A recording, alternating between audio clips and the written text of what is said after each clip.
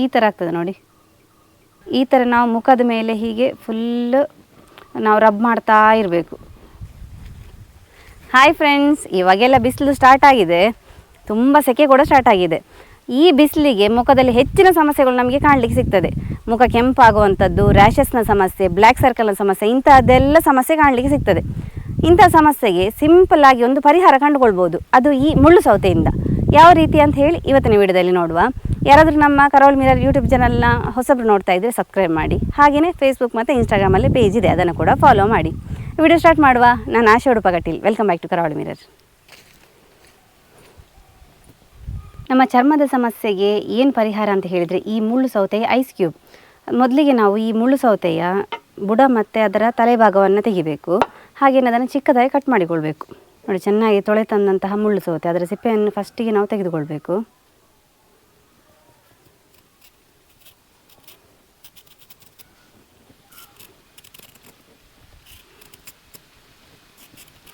ಈ ಬೇಸಿಗೆ ಕಾಲದಲ್ಲಂತೂ ಈ ಮುಳ್ಳು ಸೌತೆಯನ್ನು ನಾವು ಜಾಸ್ತಿಯಾಗಿ ಉಪಯೋಗಿಸ್ತೇವೆ. ಇದನ್ನು ನಾವು ಹಾಗೆ ತಿಂದರೆ ಕೂಡ ಸಾಕು. ಕಟ್ ಮಾಡಿಕೊಂಡು ಒಂದು ರಾತ್ರಿ ಮಲಗಬೇಕಾದ್ರೆ ಅಥವಾ ಸಂಜೆ ಹೊತ್ತಿಗೆಲ್ಲ ತಿಂದರೆ ಒಳ್ಳೆಯದು. ತುಂಬಾ ದೇಹದಲ್ಲಿ ನೀರಿನಂಶ ಉಂಟಲ್ಲ, ಇದು ಕಾಪಾಡ್ತದೆ. ಇನ್ನು ಇದನ್ನು ನಾವು ಚಿಕ್ಕದಾಗಿ ಕಟ್ ಮಾಡಿಕೊಳ್ಳುವ.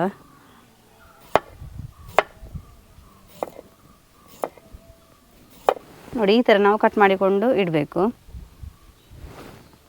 ಇನ್ನು ನೋಡಿ, ನಮ್ಮ ಮುಖದ ಸಮಸ್ಯೆಗೆ ಒಂದು ಒಳ್ಳೆ ಮನೆಮದ್ದು ಅಂತ ಹೇಳಿದರೆ ಈ ಆಲುವೆರಾ. ನಮಗೆ ನ್ಯಾಚುರಲ್ ಆಗಿ ಸಿಗುವಂತಹ ಆಲುವೆರಾ. ಈ ಆಲುವೆರದ್ದು ನೋಡಿ, ನಾನೀಗ ಮುಳ್ಳೆಲ್ಲ ತೆಗೆದುಕೊಳ್ತೇನೆ. ಸೈಡಲ್ಲಿ ಎರಡೂ ಕಡೆಯಲ್ಲಿ ಆಲುವೆರಾದಲ್ಲಿ ಮುಳ್ಳಿರ್ತದೆ, ಅದನ್ನು ಚೆನ್ನಾಗಿ ನಾನು ತೆಗೆದುಕೊಳ್ತೇನೆ.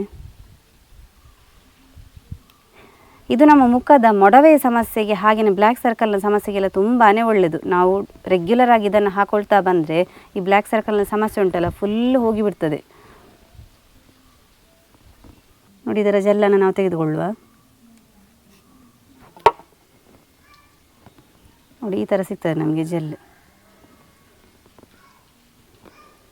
ನೋಡಿ, ಇನ್ನೇನಂತ ಹೇಳಿದರೆ ಒಂದು ಲಿಂಬೆಹಣ್ಣು. ನಮಗೆ ಇಡೀ ಲಿಂಬೆಹಣ್ಣು ಬೇಕಾಗಿಲ್ಲ, ಒಂದು ಅರ್ಧ ಲಿಂಬೆಹಣ್ಣನ್ನು ನಾವು ಹಿಂಡಿಕೊಂಡು ತಗೊಂಡ್ರೆ ಸಾಕು.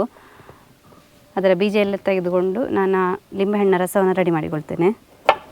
1 ಚಮಚದಷ್ಟು ನಮಗೆ ಲಿಂಬೆ ರಸ ಸಿಕ್ಕಿದರೆ ಕೂಡ ಸಾಕಾಗ್ತದೆ.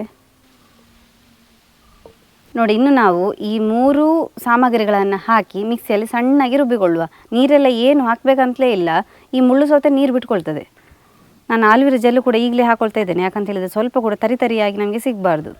ಈ ಥರ ಆಲುವೆರಾ ಇರ್ತದೆ ನೋಡಿ, ಅದು ಫುಲ್ ಮಿಕ್ಸಿಗೆ ಹಾಕಿದಾಗ ನೀರಾಗ್ತದೆ. ಹಾಗೆ ನಾನು ಲಿಂಬೆ ರಸವನ್ನು ಕೂಡ ಈಗಲೇ ಹಾಕೊಳ್ತಾ ಇದ್ದೇನೆ. ಇದನ್ನಿನ್ನು ಸಣ್ಣಗೆ ರುಬ್ಬಿಕೊಳ್ಳುವ. ನೋಡಿ, ಇಷ್ಟು ಸಣ್ಣಗೆ ಆದರೆ ಸಾಕಾಗ್ತದೆ. ನೋಡಿ, ನೀರಾಗಿದೆ. ನೋಡಿ, ಇನ್ನು ನಾವು ಫ್ರೀಸರಲ್ಲಿಡುವ ಟ್ರೇಗೆ ಇದನ್ನು ಹಾಕ್ತಾ ಬರುವ.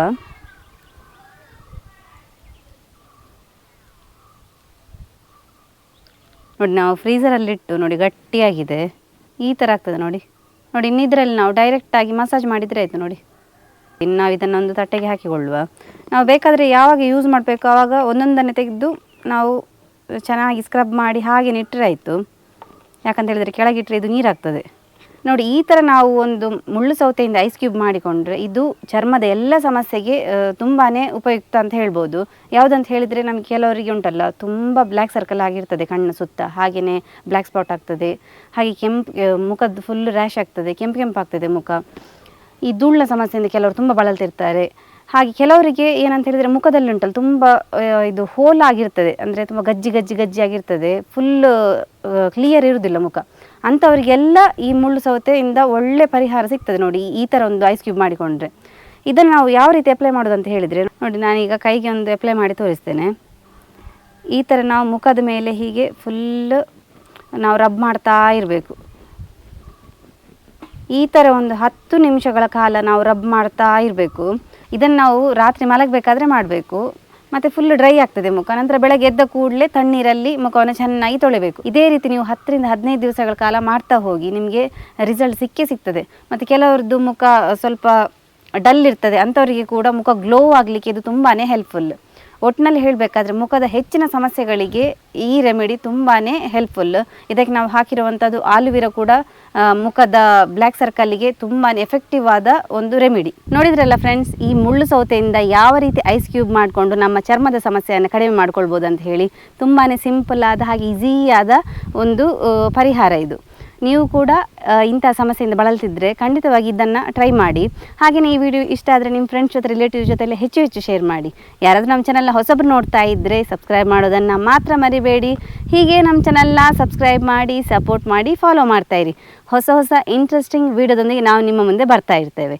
Thank you.